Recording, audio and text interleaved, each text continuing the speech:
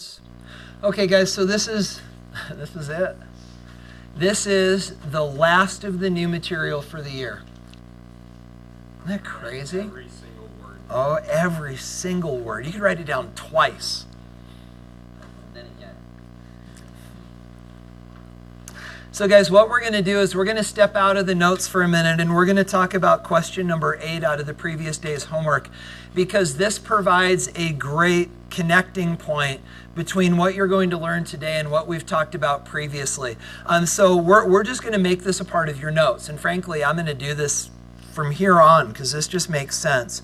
So guys, because you still have your books open to that page, let's look, and not just look, let's draw a question. Oh my gosh. Let's draw question number 8 into our notes, at least in a skeleton form. So guys, classic battery, right?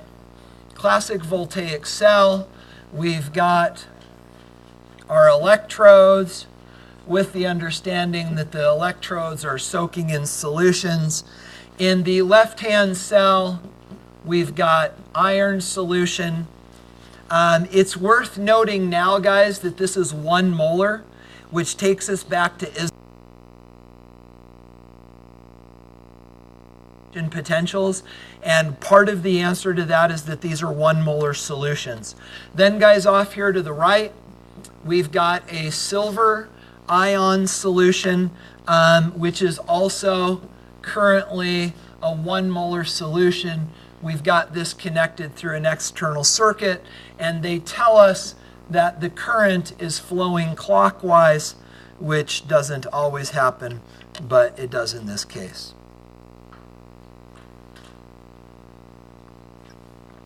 So guys, what I'd like to do is I'd like to answer this question in its entirety, because this frankly is a great question that you'd see on the AP test. This is the way they love to unfurl these questions. So did I forget anything? Yeah, and they will ask you questions about the salt bridge on the AP test. They'll just ask you what direction the ions move. Let's talk about it quickly. How do we know which direction the ions move in the salt bridge? The negative one follows the path, right? So if the electrons are moving clockwise, whatever the negative ion is in the salt bridge, it'll just continue to move clockwise. And then the positive one goes the other direction. Yep, you got it. Guys, sorry, my daughter just texted me, which could be a problem. Oh, no, it's okay. All right. So, you guys okay? Are we good with the idea? Yeah. Wait, couldn't the battery, like, without the salt bridge, so is the role of the salt bridge just to, like, make sure the solutions don't become too negative or positive? Yeah, so sort of. Let's do this, Matt. Let's talk about the answer. So guys, Matt's question was, is the role of the salt bridge to make sure that the cells don't become too positive or negative? And the answer is yes. But the question is, what has to travel? And it seems like a stupid question, but what has to travel to keep those charges from becoming unbalanced? And the answer is ions, okay? But the trick is this. As the ions travel through the salt bridge, what you're doing is changing concentration, okay? So, I don't want to talk about it now, but we'll get to it in just a minute, okay? And you'll see. I just want to talk about it, but I don't know if I can. So what you're going to see is that we have competing potentials. We have a voltage gradient from high electron density to low electron density. We have an offsetting concentration gradient from high concentration to low concentration, and those things offset each other. And that's when batteries die, but we'll talk more about that in a minute. We'll get there. So guys, you ready to dig into number 8? Answer letter A without looking at your answers. Guys, this is you sitting down to the test on Thursday, and this is what I draw in your test. And question A says, what does it say? Which is the cathode? Okay, which is it? What do we need to know in order to know? The current, which way the electron Yeah, see guys, we could actually, if they gave us this, we're money. We don't need our oxidation, we don't need our reduction potential chart. Why not? They show us the direction the current goes. So let's answer this question twice. Once with the information there, and no, you know what? Let's answer it this way first. Let's say they didn't give us the arrow. Now we need our tables. So guys, grab your tables and let's look. Welcome to write all over these. I'll give you a blank one or a fresh one for the test. So we've got to find these. So we've got iron 2 going to elemental iron. And guys, that has, do you see a reduction potential of negative 0.44? Okay, so we're all looking at the same one. And then we need to find the reduction of silver. Yeah, I'm make sure you're looking at the right one. Where's silver? Oh, there it is. Okay, so silver is the guy up above. And I've got 0.80 as the reduction potential. Are we looking at the same ones? Okay, so guys, from this data, and this is nice because one's positive, one's negative. It's a pretty clear-cut case. So guys, which one of these will be more likely reduced? The silver ion or the iron ion? The silver ion is more likely reduced. Now guys, think about this logic. If silver ion is more likely reduced, and let's make sure we're clear, how do we know that's the case? It's positive voltage, or at least let's say a higher voltage.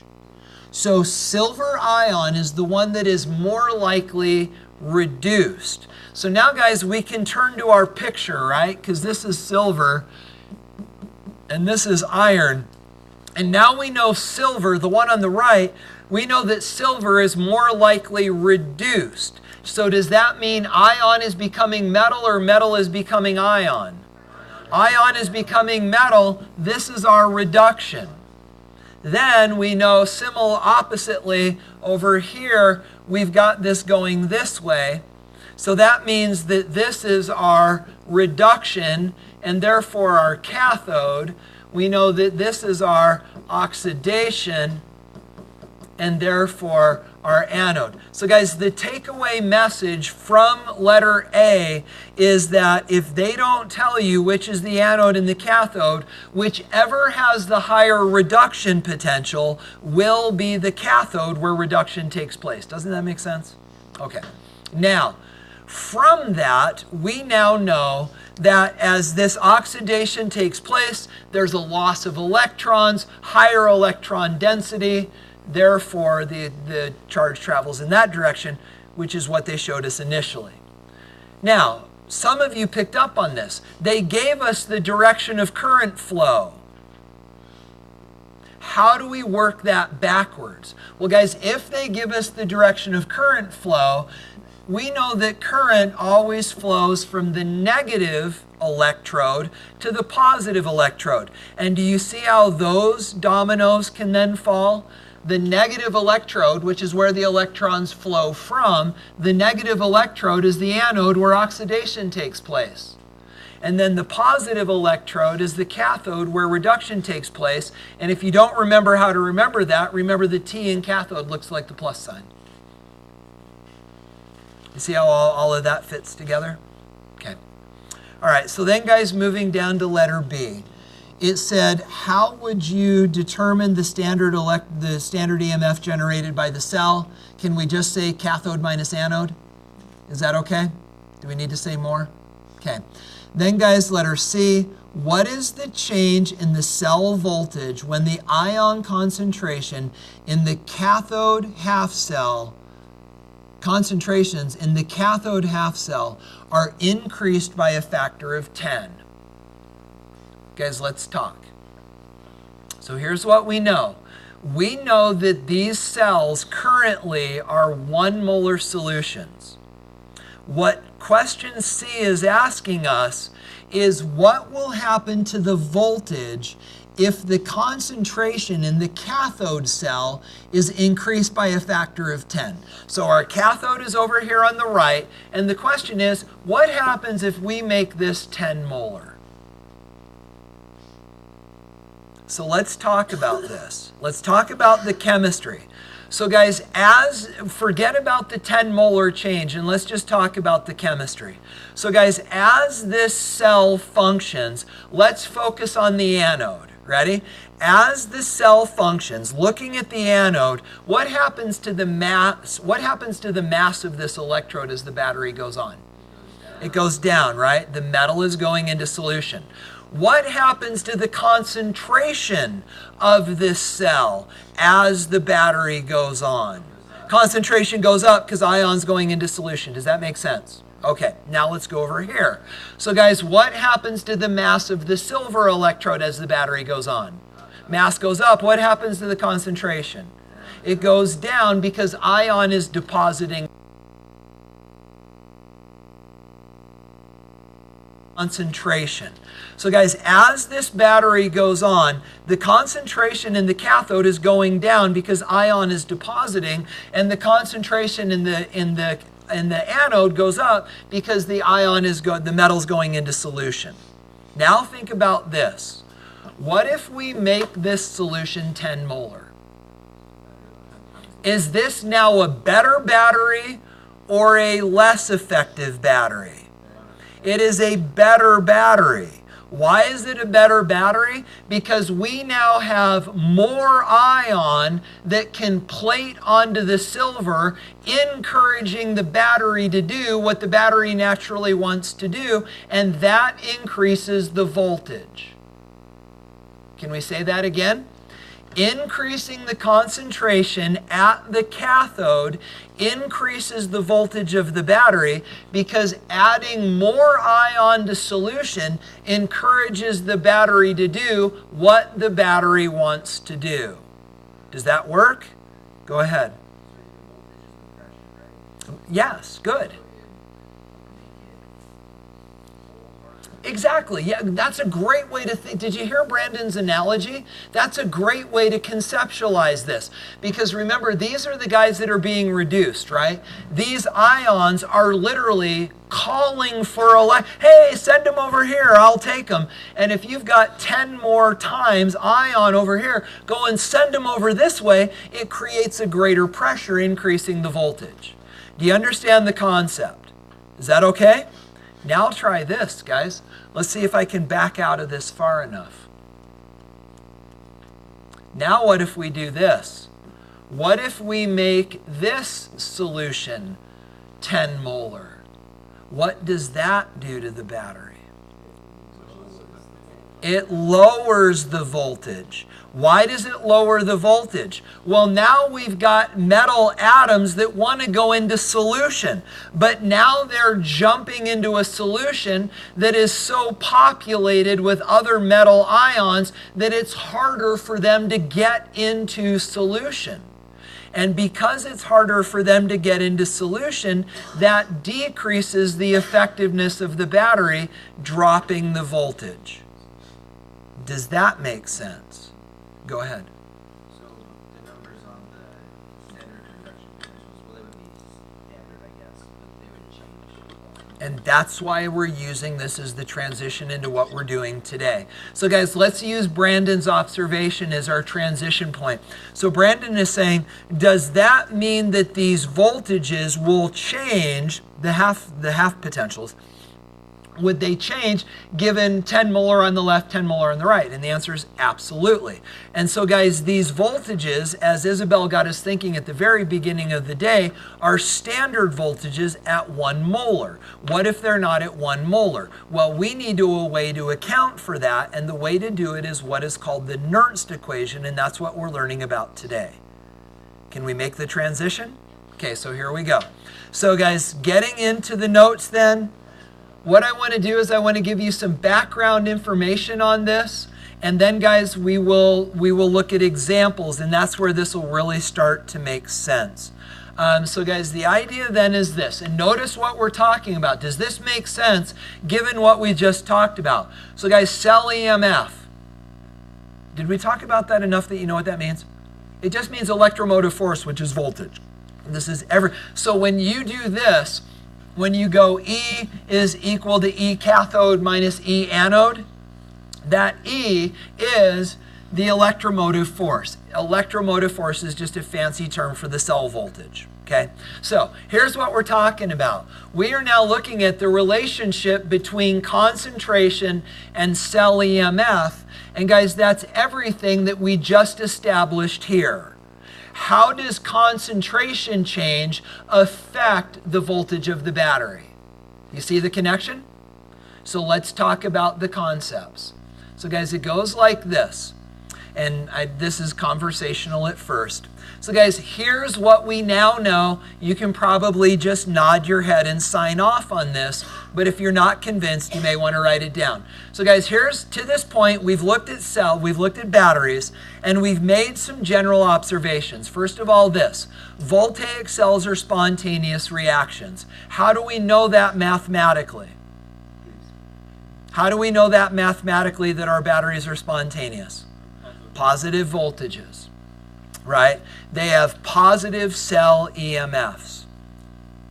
What if we are studying a battery and we end up with a negative voltage?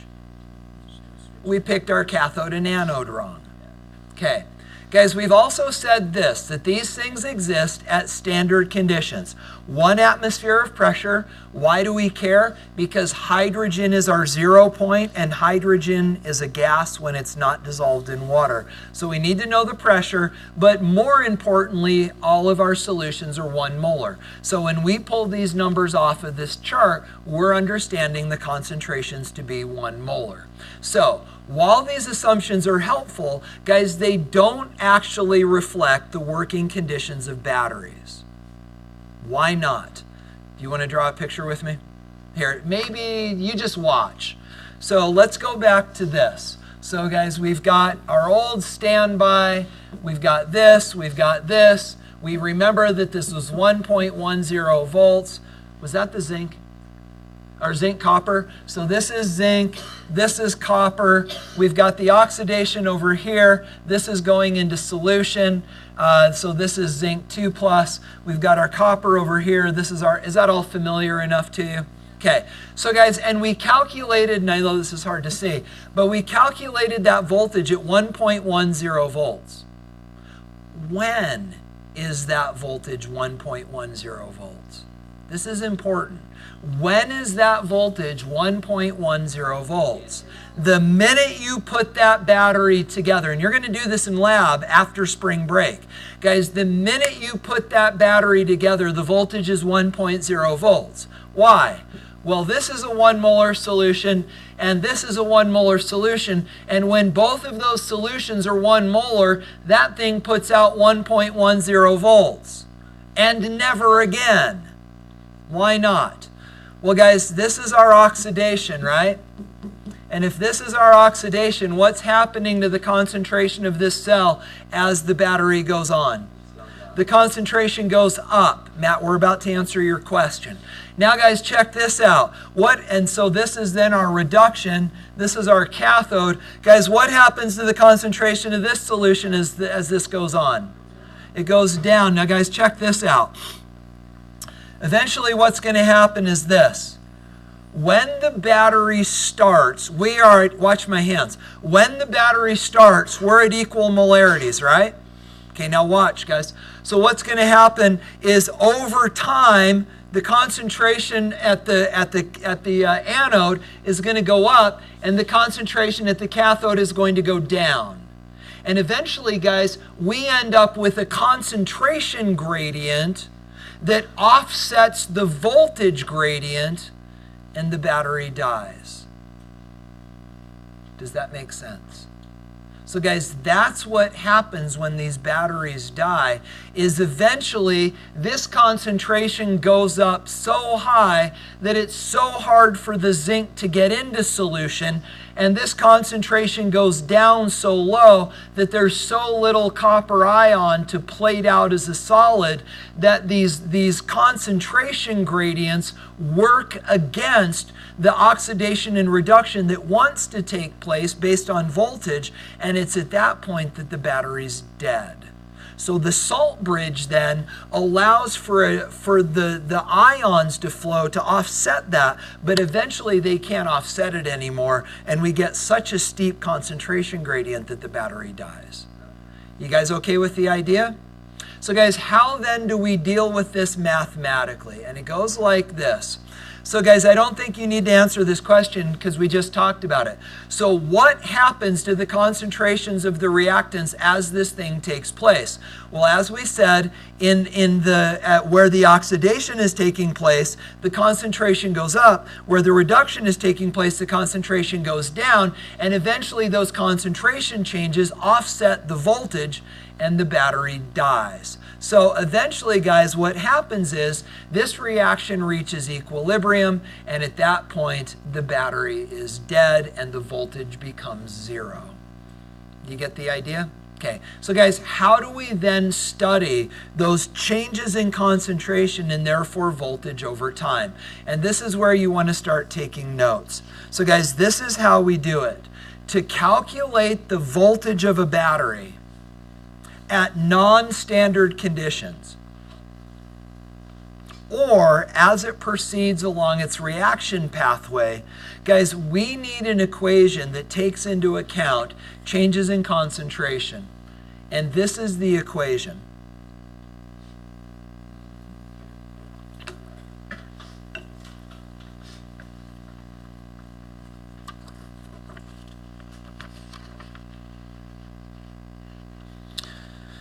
Now guys, this equation is not on your AP equation sheet. But why don't you grab your AP equation sheet and write it in there?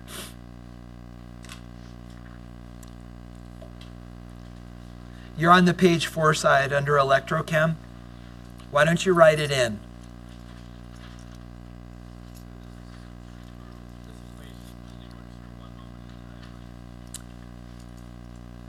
Right, but any moment in time. This equation allows you to calculate the voltage of a battery at any concentration conditions. I don't know. Largely because I don't know what that means.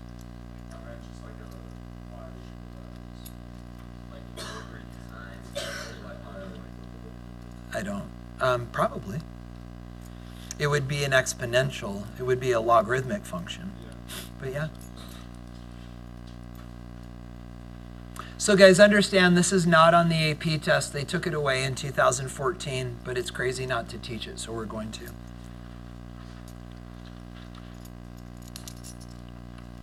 So guys, let's talk about what these variables mean.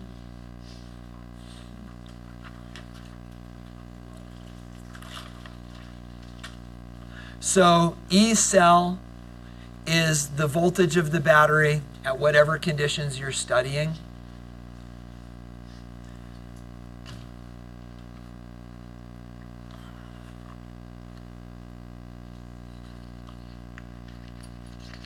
E naught cell, as you might guess, is the voltage at standard conditions.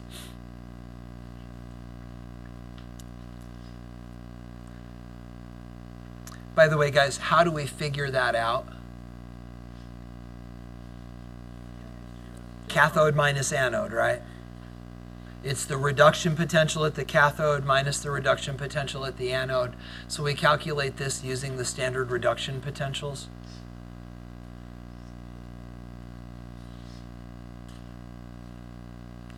Then, guys, N is the number of moles of electrons. We'll talk more about that when we solve a problem. By the way, guys, because we had to grade 2 homework assignments, we probably are going to bleed just a couple seconds into class break, which will be fine. We're not going to get into lab today, but we are going to talk about the next lab we're going to do, which will be on Thursday. And Brandon, you are coming in today after school, right? Okay. So guys, continuing on then, Q. Remember this guy? This is, Alyssa, why I didn't do a great job of explaining that question that you asked about. Because in my brain, I was thinking what we're going to do today, not what we had done previously. And I was solving for Q when the question was about K. And that was my bad. So guys, do you remember Q? Q is just K at non-standard. Q is K at not at equilibrium. So I wrote it as a recall.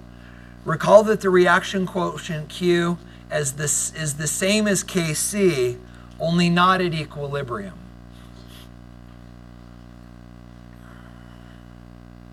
And then remember, guys, and I don't know if you need to write this down or not, previously we used Q in a predictive fashion. We talked about what does it mean a reaction will do if Q is greater than Kc? What does it mean if Q is less than Kc? And once you're done writing that down, we can talk about that. So Q is essentially like an initial condition. Or any conditions that aren't equilibrium.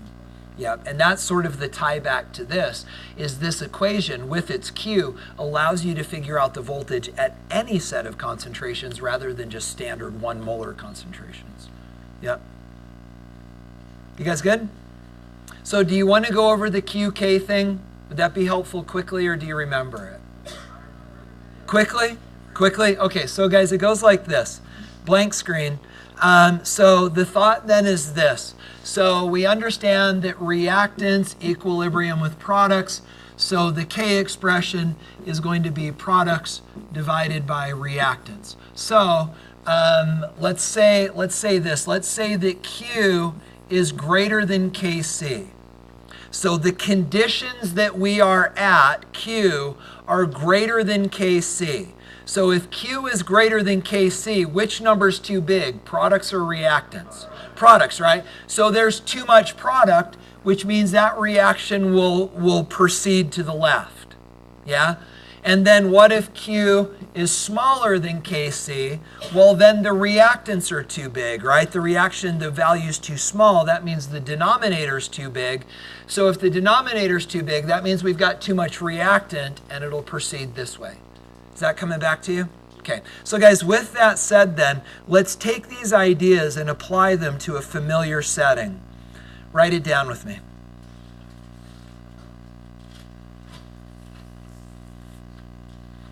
Can you almost picture the battery that we drew last time in class?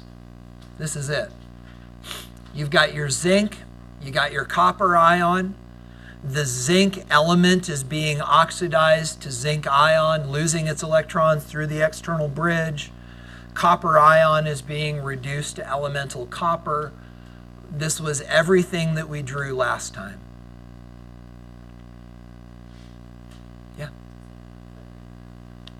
It is. Yep. Oh, you know what? I have the technology to make that better. Let's do it. Oh, that's not what I wanted. Used frequently. Where's my guy? There's my guy. Huh? All right. So guys, I've got some questions that I'd like you to write. I'd like you to answer in your notes. Question 1 is this. What is the Kc expression for this equation? Do it in your notes. I don't ask rhetorically. Write out the Kc for this.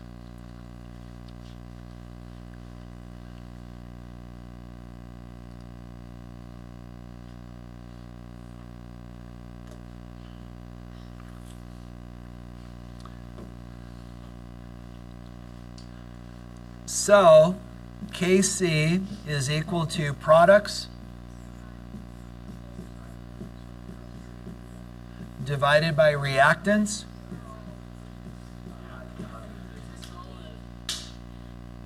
It's a homogeneous equilibrium, guys. The solid zinc and solid copper are not a part of the equilibrium expression. You okay? I'm going to leave that there. Questions on why it's just this? Okay. So, question 2, how many electrons are being exchanged in this reaction? 2.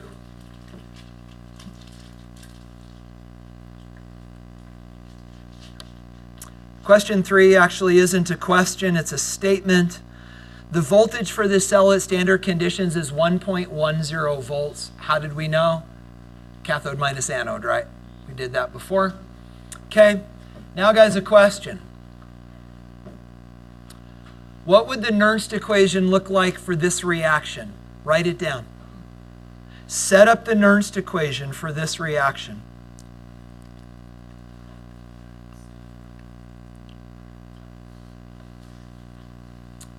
So we've got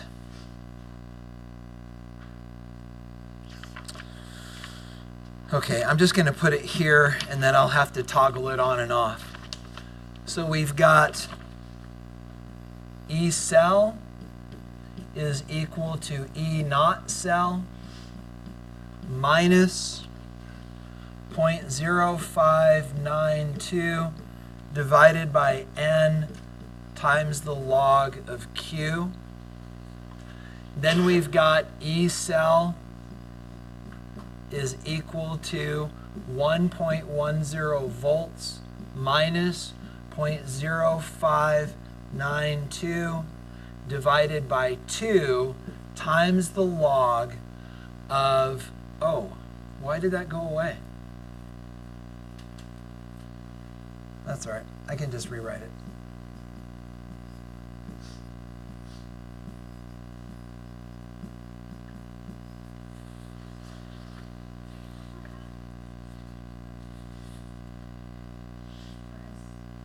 What? Yeah, so guys, let's talk about what we've just said. Here's what we know. We know that the voltage of this cell is equal to the voltage where it starts at 1 molar conditions, 1.10 volts, minus 0.0592 divided by 2. What's 2? The number 2 moles of electrons being exchanged. And then, guys, this is the place where we've got to look close. The log of Q. But remember, Q, we said that Kc was products divided by reactants, right? So it was this. So this Kc expression is the same as Q with the understanding that Q can be at any conditions. Does that make sense? Okay. Now, guys, watch this. And I would encourage you to do this in your notes because what we're about to do is we are going to answer these two questions. What conditions would make the voltage go up and what conditions would make the voltage go down? Now, in order to answer that, let me bring this back and let's talk. So guys, here's what you want to do. Divide this equation mentally right there. If you want to write this into your notes, I don't think that would be inappropriate. Now, guys, why are we dividing it here? At standard conditions. Well, it's 1.10 volts, right? That is this portion of the Nernst equation. It's the should be. The voltage of this cell should be 1.10 volts. So what does all of this portion of the equation do? It compensates for concentration change. Do you get it? It compensates for concentration change. Now, guys, let's talk about the signs of these numbers. 0.0592 is always positive. Now, guys, N is always positive. It's a number of electrons. So now we've got to talk about log Q. Guys, think about this. What types of numbers have logarithms that are positive values? Bigger than what? 1. Guys, I would encourage you to write this down. Numbers greater than 1 equal logs. Sorry, let me say that differently. Numbers greater than 1 yield positive logarithms.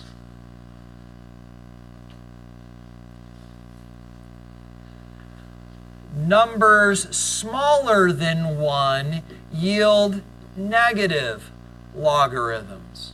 That's not volts, right? What? No, those are not. Those are KCs. numbers greater than 1. Do you guys know hashtag to be the number sign? So guys, numbers, this is just algebra. Numbers greater than 1, the logarithms of those are positive. Numbers less than 1, their logarithms are negative. Does that make sense? You okay? Okay, so now guys, let's connect these dots. So what is the question that we're answering? Well, we're answering this question. What conditional changes would make the voltage go up above 1.10 volts, and what conditional changes would make the voltage go below 1.10 volts? You ready to go? Okay, let's think about this conceptually. So guys, go back to the balanced equation and let's think Le Chatelier's principle. So here are our two concentrations. Ready? If we want to make this battery better, will we increase or decrease the concentration of copper ion? Increase.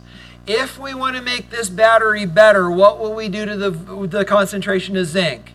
Decrease it. So if we make this go up and we make this go down, Le Chatelier's principle says it's going to go more towards products, making a more effective battery, right? Now guys, do that. Do this. Take that logic and apply it down here. So I'm going to switch to blue so it stands out. So let's talk about what we just talked about. To make the battery better, what are we going to do to zinc? Make it go down. What are we going to do to copper? Make it go up. Now guys, look at what happens. If zinc goes down and if copper goes up, say that this goes down to 0.5 and this goes up to 50. What happens to the value of this fraction? It turns into a fraction less than 1, right?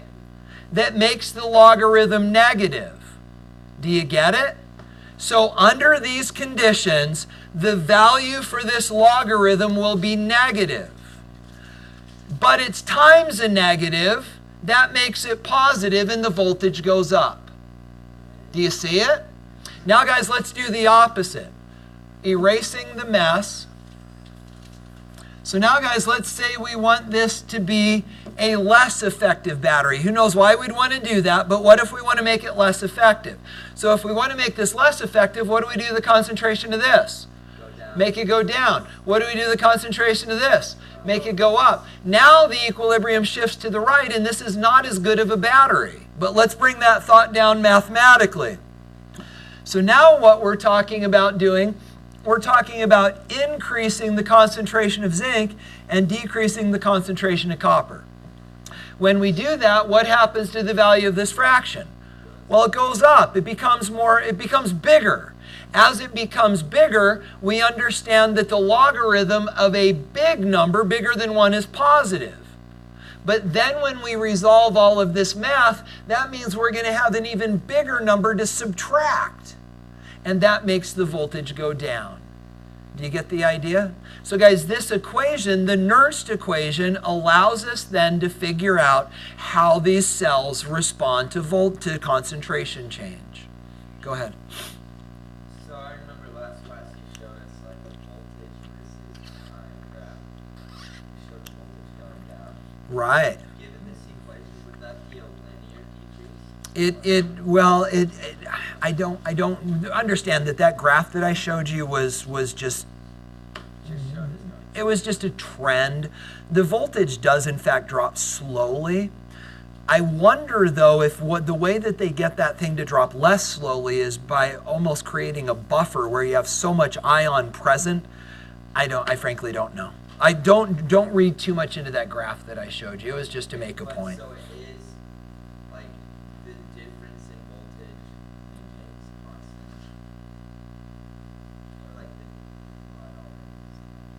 Yeah, but it would be interesting to do that, right? So if you were to graph this, and then if you were to look at incremental changes in concentration, one going up and the other going down proportionally, what would then, because the stoichiometry of this is 1-to-1. So as you lose one, you gain one. And what would the graph of that look like? I don't know. It wouldn't be hard to do though, right? It would be interesting to look at. I frankly don't know. So guys, do you understand the concept? Okay, so what about this then? What would the voltage of this cell be if the copper cell started at 5 molar and the zinc cell started at 0.05 molar? Figure it out. Do the math. And guys, I'm just going to do it up here. So E cell would be 1.10 volts minus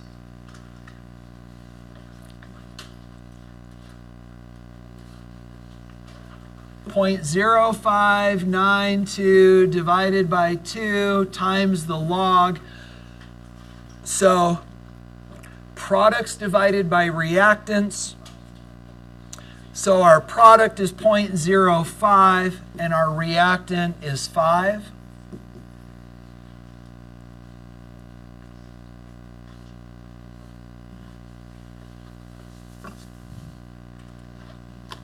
So we've got 0.05.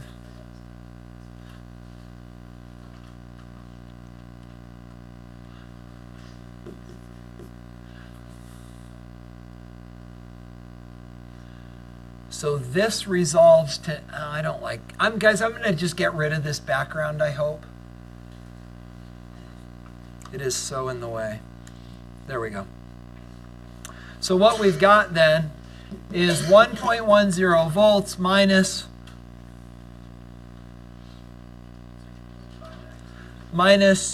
the quantity, 0.0296 times -2. Is that right? Okay. So then, guys, yeah, and I don't want to worry. I want to actually show you this, because here's what you get. You end up with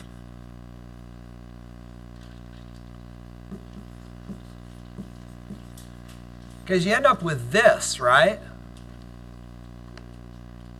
So then when we finally do the math, we've got this plus 1.1, and we end up with 1.16 volts. Do you guys see the significance of this? Check out these concentrations. This is 5 molar. Guys, that's ridiculously concentrated. This is 0.05 molar, which is not very concentrated at all. So guys, we have set up a huge concentration gradient, and that only buys us 0.06 of a volt. Nice. Yeah, not very much. Understand that the better way to maximize voltages in batteries is to wisely choose what you make the cells out of. Trying to maximize a battery based upon concentration gradients is not a very effective strategy. Yeah. So is it going to count The molarity of electrons? No, you can figure it out. Just look at the balanced equation.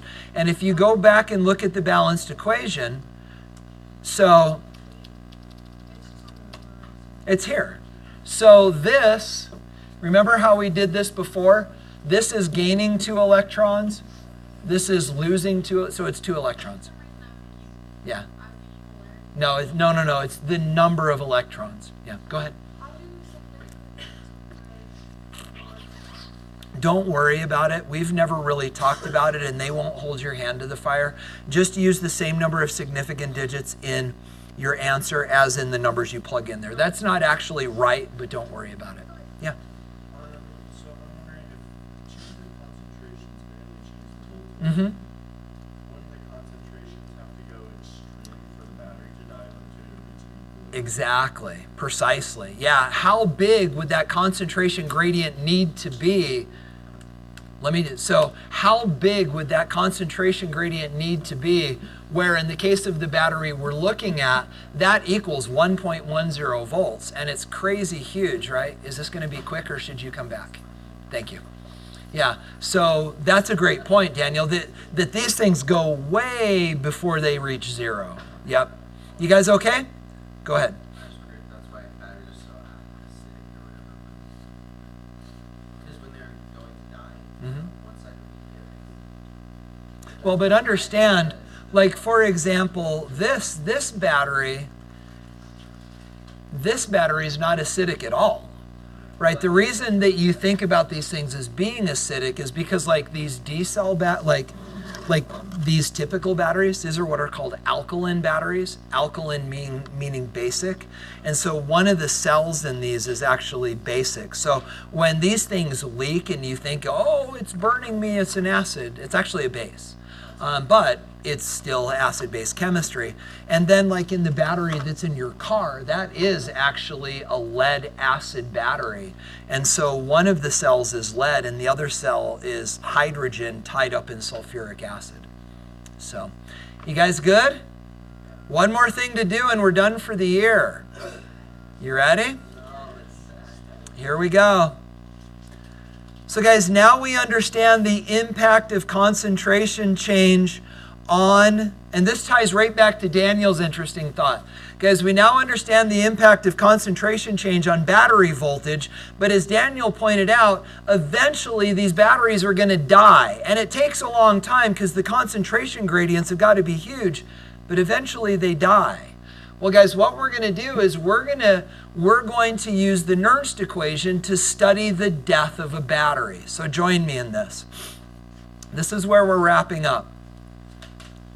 So guys, we are going to use now the Nernst equation in a new and interesting way. So we're going to use the Nernst equation to study, could be batteries, just could be generic equilibria, redox reactions. Guys, we're going to use the Nernst equation to study these cells when they reach equilibrium. So I've got some questions for you. Don't write down the questions or the answers, but we're going to bring these questions and answers to bear on the Nernst equation. So guys, just follow along with me and answer these questions. So now we're back to reaction quotients. Guys, what is the relationship between Q and K at equilibrium? They're the same. You good with that? They are the same. Now guys, what about this? What is the voltage of a battery at equilibrium? 0. The battery's dead. So guys, think about what you just said. At equilibrium, Q is K. At equilibrium, a battery is dead, so the voltage is 0. Get the idea? So here's what we're going to do. We are going to rewrite then the Nernst equation at equilibrium. Guys, do this with me. So it goes like this. So write down the Nernst equation if you need. So we've got E cell is equal to E naught cell minus 0.592 divided by N times the log of Q. Oh gosh, thank you. Okay, so now guys, let's take this equation and use it to describe a dead battery. What is the voltage of a dead battery? 0. That battery started with some voltage and now it's dead.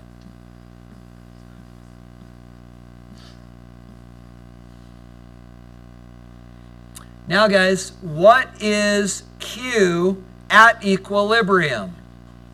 K or Kc, the same thing. So guys, when we take the Nernst equation and rewrite it for equilibrium, as we've done here, it looks like this. The voltage is 0 and Q is K. But now guys, what we can do is we can actually solve this for K. And when we solve it for K, this is the equation that we get. Write it into your AP equation sheet.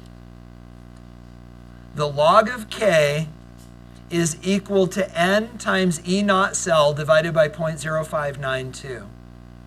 So now guys, we have a mathematical relationship that allows us to figure out the value of K, Kc, the product divided by reactant ratio, for a battery or any other redox reaction.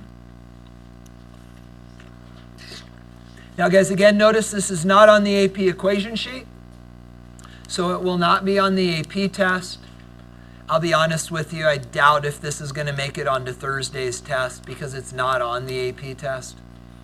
But at least write down the equation so you have it if you need it. Wait, since E cell equals E naught cell minus point that equation, since that's not on the AP equation sheet, would that be on the AP test? No, that's what I'm saying. None of this is on the AP test. But, so why are we doing it? Because guys, you're not going to see a freshman college chemistry course that doesn't go over all of this, and you'll thank me when you get there. So, go ahead. Yeah, it's actually, so where did the .0592 come from? And it actually comes from the product of, remember that 96,500 number, which was the number of Coulomb, what is it? It's Faraday's constant. Do you remember that? You probably don't remember, and I can't find my equation sheet. But there's Faraday's constant, which is 96,485 coulombs per mole, and you take that number, and so the Nernst equation is actually the derivation of some other equations. Your book gets into the math and shows you where it comes from, but we can just insert ourselves at the Nernst equation. We used to climb further up the ladder and talk about the underlying equations, but I don't do that anymore, frankly, because we don't do any of this on the AP test, so I haven't found it necessary. But the answer is in your book if you want to look. Okay, so guys, here you go. Isabel, would you summarize for us? 61 through 65, guys. Your last homework assignment of the year. Write it down. Take a break. Come back after break ready to talk about our next lab. See you in a minute.